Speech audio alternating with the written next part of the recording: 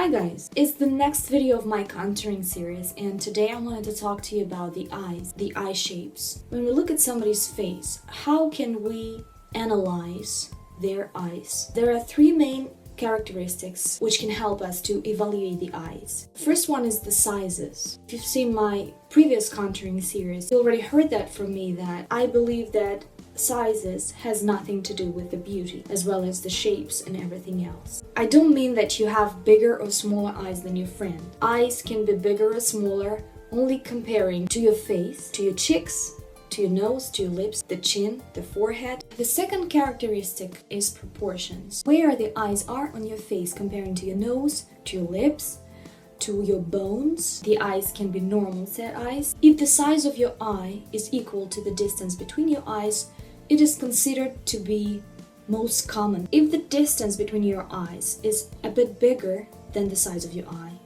then it's far set eyes. And then if it's smaller, then it's close set eyes. We don't only have width and length, we also have depth. So deep set eyes is eyes that are set back into your head, and then this bone above your eyes is coming forward a little bit. It seems like it's coming forward, and there's a lot of shadows by the nose here and here. Very beautiful and strong kind of a feature of the face. And also they can be prominent eyes, protruded eyes that are coming forward. It can be more or less obvious. Again, it's a scale. And the third characteristic is the shapes of the eyes. The most common shape of the eyes is almond shape. Not very rounded and not very narrow, so somewhere in the middle. There's another shape of the eyes where the outer corners are lifted up, like that, like cat eyes. It's a great shape because the face looks pretty lifted all the time. It doesn't matter if you're very tired or not,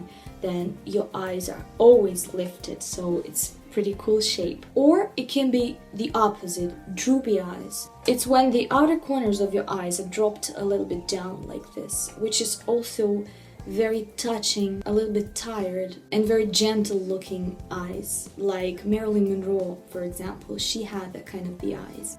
How can you understand that? You can make this trick. You can make this line touching the inner corners of your both eyes, and then pay the attention on the outer corners. If they are on the same level, then it's normal.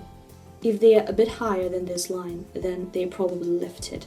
And then if they are a bit lower, then it's droopy eyes. But it's not always the corners. Sometimes the corners of the eyes can be pretty much on the same level, but then here it shows a little bit more white here.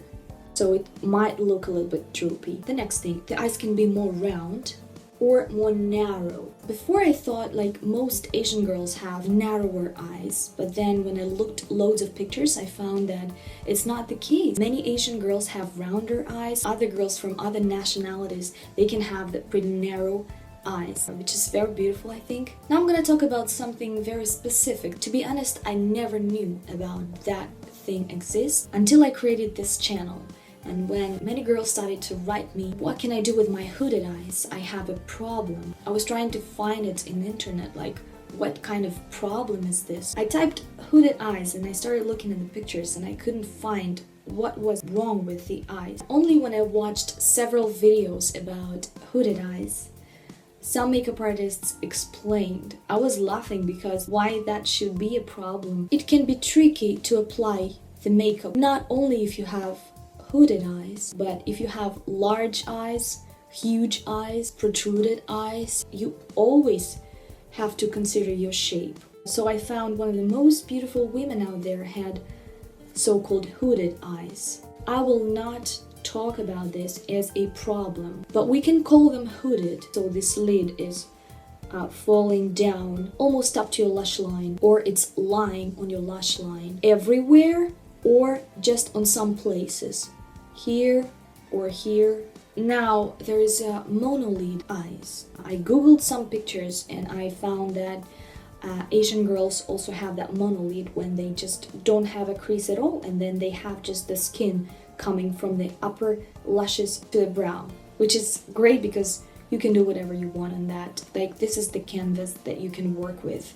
and it is very beautiful. And then two last interesting things that I wanted to talk to you about. It's not more of a shape of the eyes, it's more like that very interesting feature. So we have the whites of the eyes, and then we have the iris. And the iris is usually in the middle of our eyes. Some people, they just have the irises are not in the center, but a little bit closer to each other. So a little bit like this, just a little bit. And I think that looks very cute and very youthful. The eyes really pop in this case. And there are some makeup techniques that can really look great on those types of the eyes.